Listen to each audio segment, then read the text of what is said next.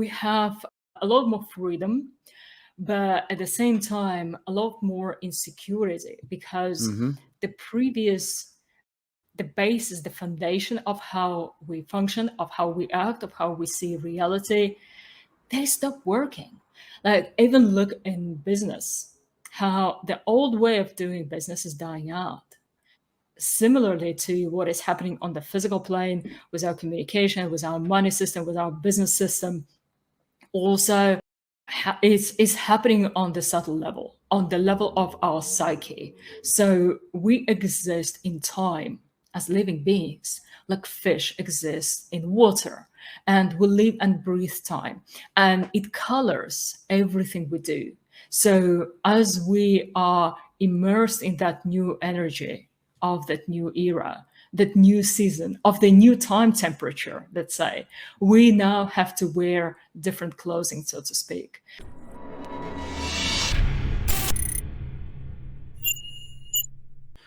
All right, everyone. Welcome once again to the Faces of Business. I'm your host, Damon Pistulka. I am very excited for our guest today. We have 𝐀𝐍𝐓 here, and we're going to be talking about smashing depression by finding your purpose, talking about Jay's latest book, The Unbreakable Entrepreneur, Smash Depression. I get smashing on the mind for some reason. It's a smashing book. Yeah, it's a smashing book. So, Jay, welcome. Thank you so much for inviting me to the show. So 20 years of teaching people, 20 plus years of teaching mental fitness. What are some of the common things that you see in students that start working with you? They are spiritually curious, as I call it. So they are people who are above average. And this is why I work with business owners, I work with CEOs, I work with people who have already put themselves above the majority, not in a bad way, but in a way that they've worked their way up and they wanted to achieve more. They strive for more. They had this thirst to be someone better, greater. And to be honest, mental fitness and spiritual development is for people who want to be a greater version of themselves. Because at the end of the day, we all want to be whole and we want to be complete and we want to feel good enough deep down. And I know there are lots of techniques that mask that insecurity, that stifle that anxiety, and make you appear as though you are super confident. And it's especially prominent with business people and business owners. It's super common. So they've all learned those techniques, like fake confidence techniques, where they made them feel good about themselves on a certain level, because as they go out, as they present, as they have a sales meeting, they appear confident. They appear on top of the world. But really, in the heart, somewhere buried really deeply within, there is that nagging insecurity. There is that feeling of not being quite enough, the imposter syndrome, so to speak.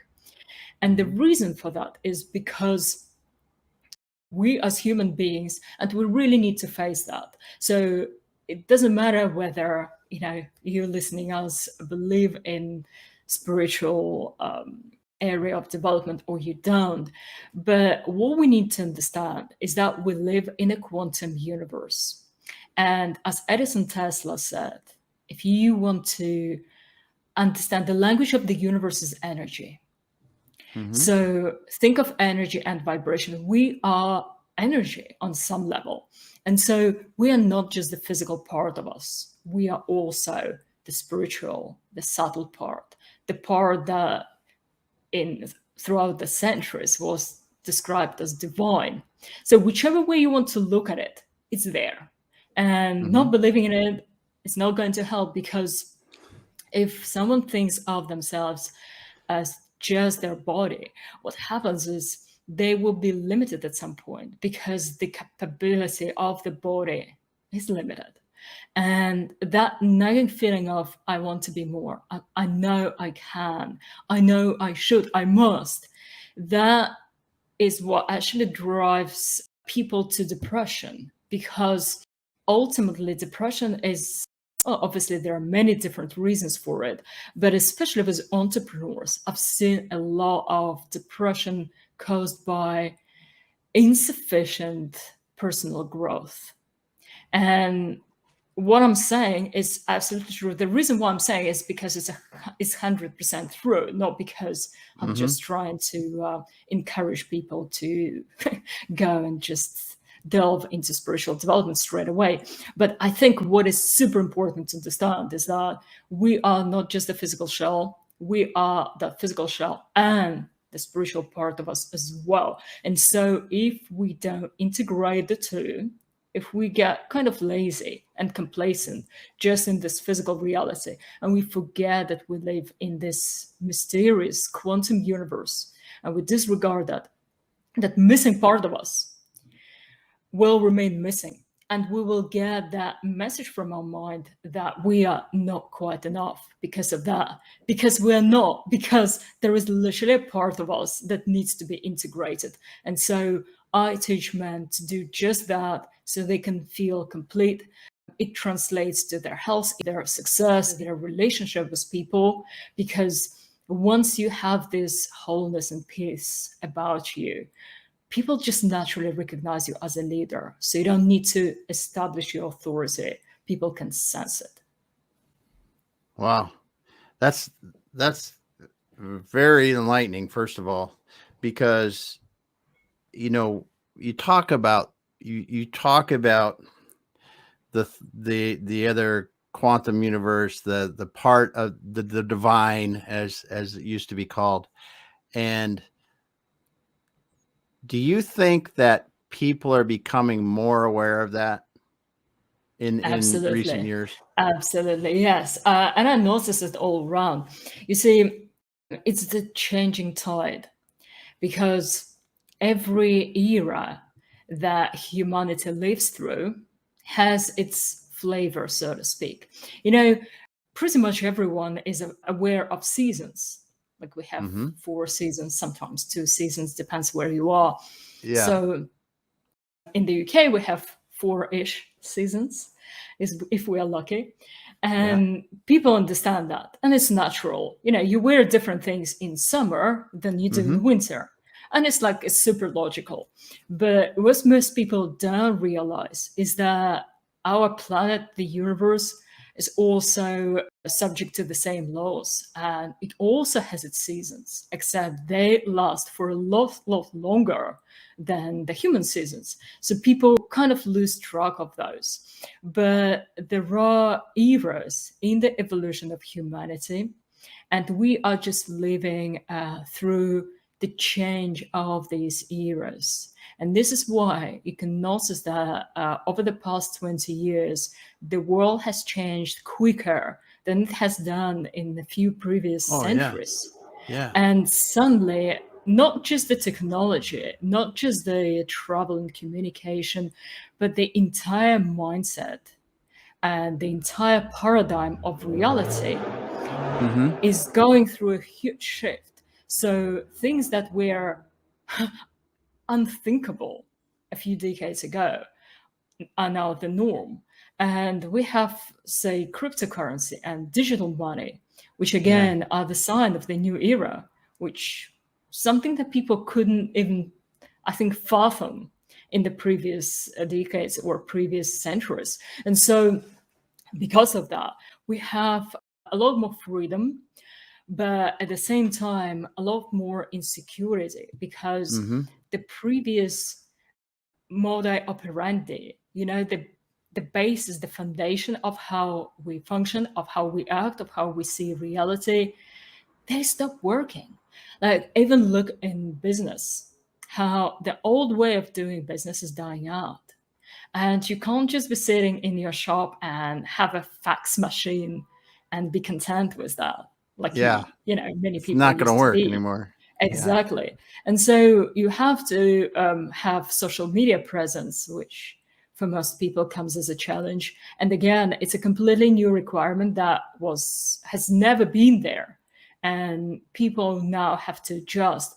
But similarly to what is happening on the physical plane with our communication, with our money system, with our business system, also is happening on the subtle level, on the level of our psyche. So we exist in time as living beings, like fish exist in water, and we live and breathe time, and it colors everything we do. So as we are immersed in that new energy of that new era, that new season, of the new time temperature, let's say, we now have to wear different clothing, so to speak. And after a long period of a very slow, very traditional, very, I would say, feminine oriented and maternity oriented era, we are now entering the era of something completely new, of freedom, of speed, of information, and of transparency. So many people are lost because they don't know what to do. Same with masculinity, for example. Just allow me to quickly expand on that, because I think it's very important.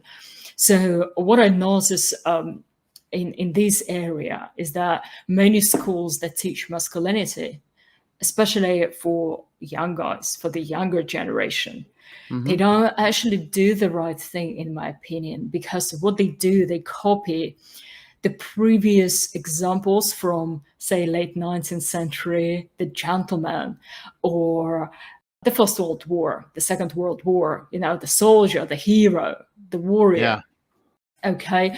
And in our era, in the time that we live right now, it's no longer as relevant as it was back then. Right now, the masculinity is expressed in a very different way. It's actually expressed as a leader and a king. And some people understand that intuitively, and some people get lost. But also, it's a very different kind of leadership, because in the previous era, when you said a leader or a king, automatically you would assume that there's someone way above you and someone up there and you down here. But it's not so for this era. So the new era creates rulers that are one with the people that they manage. And notice how increasingly the company that intuitively pick up on that win. So the companies like Google, for example, that treat their employees as equals, and they create a team. So the leader is a team member, is not someone like a boss, separate and a godlike figure. And again, that was the old way of running reality. And the new way is that the principle of masculine, the way it's going to be expressed in the new era, and the way to really succeed, to really have the upper hand in these changing times, is to assume that role of a leader, but not necessarily above other people. So obviously, if you are in a managerial position, if you run a business, if you have a team, that of course you will be the ruler, the leader of the team. But really what it means is to express your personal power in your personal world. And what I mean by that is you have complete control over your mind, over your responses, over your habits. And this is why Stoicism, for example, is becoming such a huge thing right now, because this is exactly what the Stoics used to say. They said you should be in control of how you respond to what is happening to you. And this is key. So many of the schools that teach masculinity, what they really do, they teach how to role play it, not how to embody it. And I think it's really unfortunate. Yeah. Yeah. Well, as you said, it's a different time. I mean, I can see it in my lifetime, much different time from 30 years ago. Starting in the workplace, and what just so much. I mean, it's so much different. I just can't even begin to explain how much difference it is. But when you look at that, I think that this change, and to be an effective leader today, and when you talk about, you're coaching men, specifically high performing high performing men and in business. And that I think is where your message is so relevant, because 20 years ago, we were told that, that there's no place for spirituality and everyone not everyone, I'm not even saying it right, everyone working together, that just wasn't a part of it. And That's right. and now when you study when you study and learn, and even there were people 2,000 years ago that knew this, the few, Yes. but as we go, it's becoming more and more relevant, as you said, that the spirituality, the piece of it, whether you believe in the universe, believe in a God, believe in whatever, there is something that acts upon us and acts upon the universe. And we are all based on energy. That's physics, man. There's no way to get around it. And there are things Absolutely. that happen. And when you start to get more curious and you study and learn and study and learn, I believe it facilitates more of what you said at the end there. It allows us to control our reactions better, and really step back in some situations, and as a leader, empathize more, be more effective in your decision making, because you're considering more alternatives and more inputs. And then the biggest thing, and I don't know, it's no secret, I've done a lot of internal growth kind of work in the last couple of years, and I catch myself now thinking wrong and stopping it before I do say things wrong. Yes. And the spiritual growth, I think, is the spiritual growth is what allows us to do that. The thing, just thinking about, I do have a choice, as you said. We have a choice. The way, if someone comes up and gets in my face and yells at me, I have a choice. I don't need to react to it. They can be mad at me for something, and that's the way it is.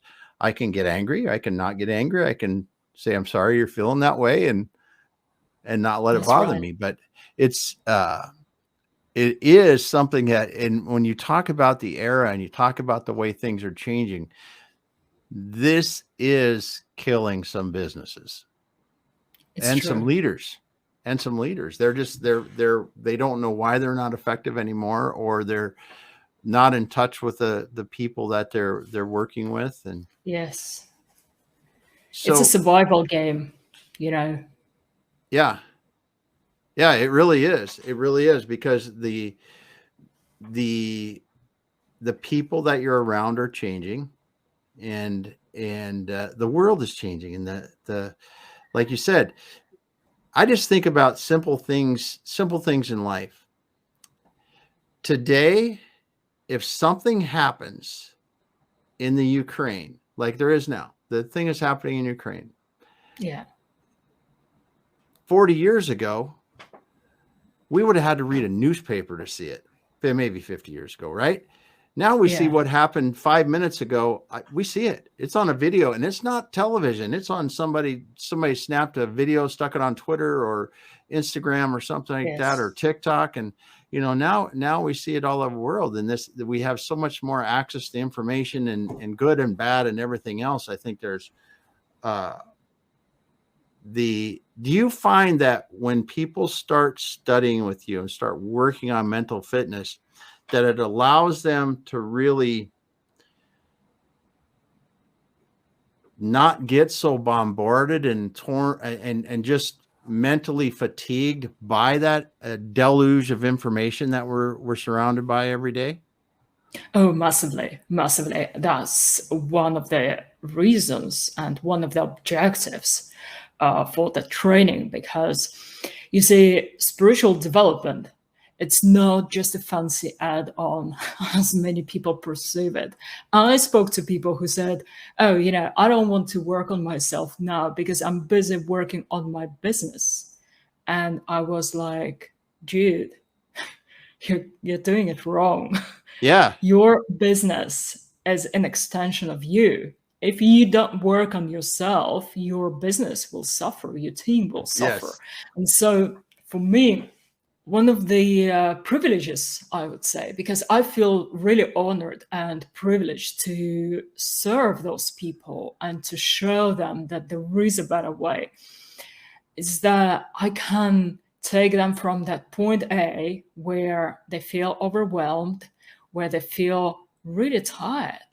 And you know how many business owners and many entrepreneurs, many CEOs are really, really tired, not just physically, obviously. The burnout is there for people who work a bit too much, but there is also the spiritual burnout.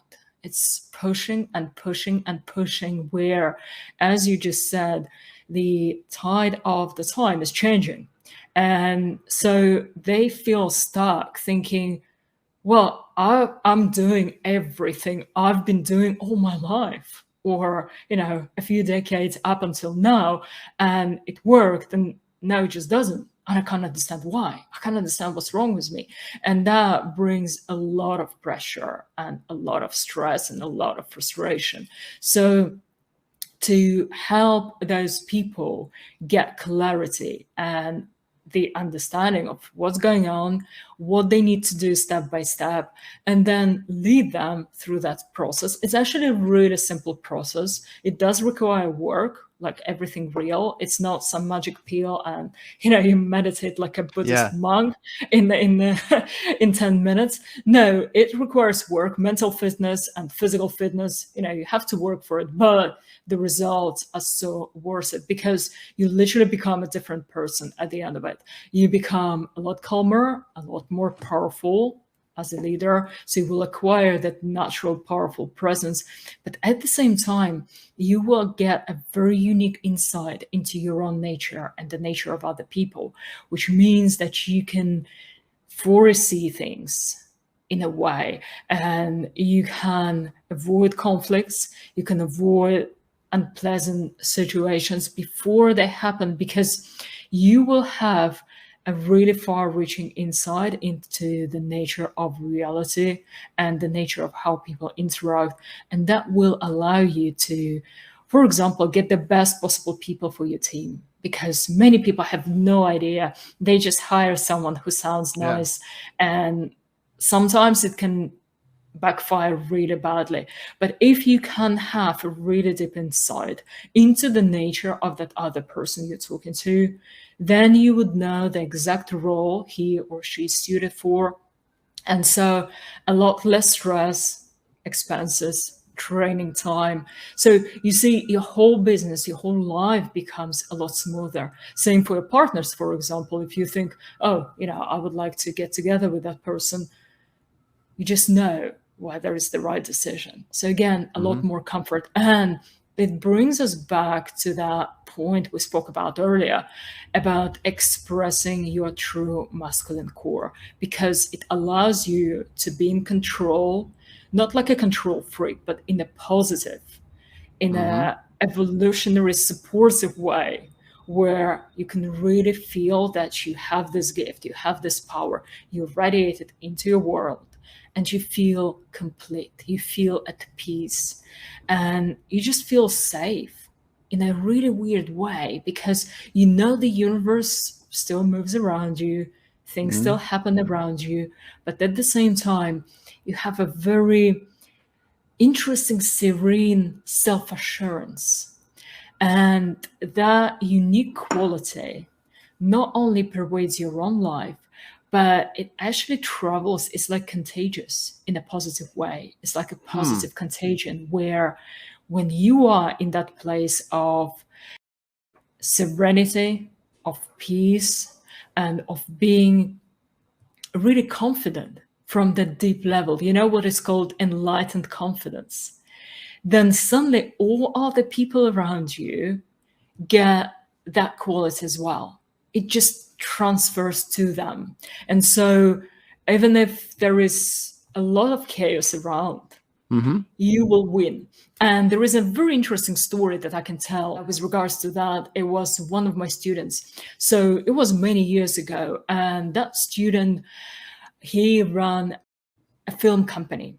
So they created movies. And one of the most stressful jobs in the world, I promise you, because in that industry, there is something that always goes wrong for one reason or another. People are always late. Things are always breaking. Whatever needs to be delivered never gets delivered on time, or at least not all the time. So that requires a superhero mental strength, I would say. Mm-hmm. And so they were filming, and that was on a Sunday, and one of the main cameras broke. And on a Sunday in the UK, everything is dead pretty much. Like, you could be just as well in the middle of nowhere. Good luck finding anything. Everything is closed. And so he was panicking because they had to finish the shoot and the camera was not working. And he tried to call the service centers, and obviously they were closed. And then he remembered what he learned from me, that treat every moment just as it is and act as though you were ready for it. And as soon as he remembered that line, some strange miracle happened in his mind. Suddenly, something just clicked. And he thought to himself, right, what would I do? How would I handle this if I was prepared for it? And suddenly he came up with an idea. He suddenly realized that he knew someone who could help.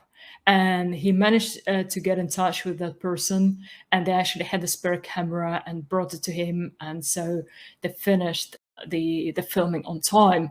But he said to me later, if not that mindset, he would have completely panicked. Everyone would be panicking. The shoot would just go all messy, and they probably wouldn't have finished it, and they would have lost a lot of money through it. So he was like, I'm so happy that I've learned that from you beforehand. Yeah, that's a great example, because you're right. If you prepare mentally for things, and I think even for me, because hey, I'll be honest. If I didn't say I had what is it called, imposter syndrome, my whole life, until the last few years when I finally started to get over it, I would be lying. And when you're able to sit there and not only prepare, because you can prepare mentally and even think through situations because you're a lot calmer at that point. But for me, at a higher level, trusting that I will find the answer, not knowing the answer, but it will come to me. That's right. Yeah. Because you're part of something much larger, and there's part of our brain that's it's matter and it works and all that kind of stuff. But there's this other part of our brain that makes us who we are, that makes us special in our own way, whatever you want to talk about it. And I think that part is connected to the bigger universe, that if you really get to the point to where you are more calm and more trusting in that, solutions will come to you that never would have came to you before. That's true. You do this work. So that's awesome. That's a great example of that. And I'm glad you shared that with us. So let's talk about your book a little bit, because you got the last one, the Unbreakable Entrepreneur. Why specifically did you write this book? Well, it's because I've realized that a lot of young men in business, this is specifically for business owners, although many other people would undoubtedly get great value from this book. I've realized that, especially for men in our society, and especially for entrepreneurs, well, obviously every job has its stresses, but at the same time, an entrepreneur has a lot more responsibility this way, and their stress load is a lot heavier, I would say. And because of that, many of them I've noticed, because I'm surrounded by people in the circle, and I've noticed that many of them are really struggling internally, are really suffering, and they don't have anyone to talk to, because even though the paradigm is slowly changing right now, still traditionally for men,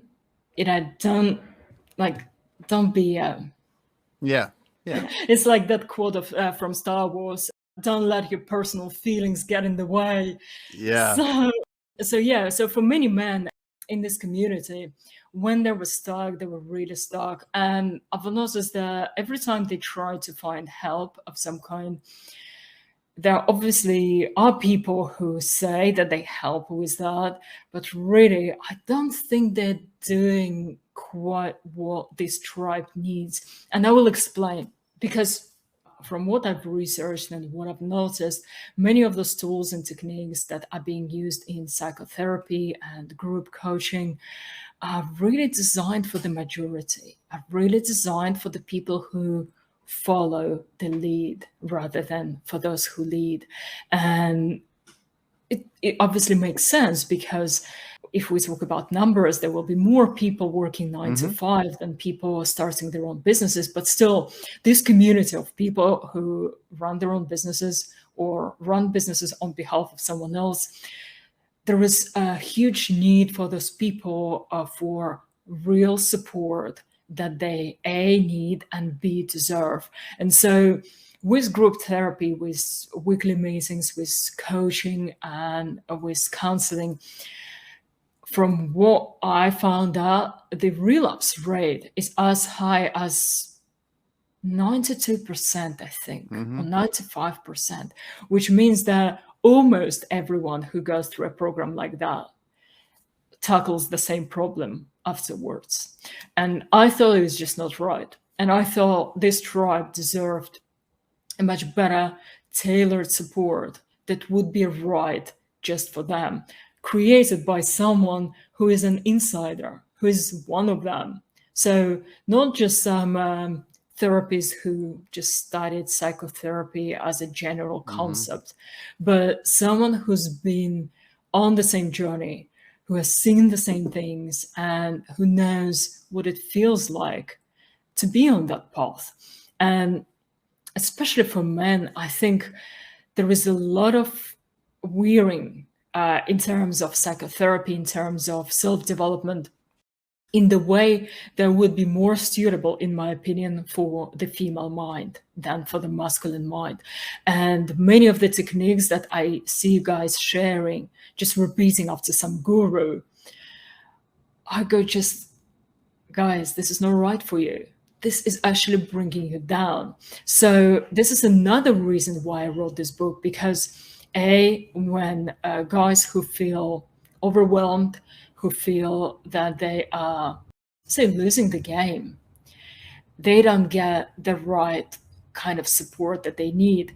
And the second reason is that when they do try and go into some spiritual realms, into self-development, into mindfulness, they are bombarded with those, well, I would say gurus.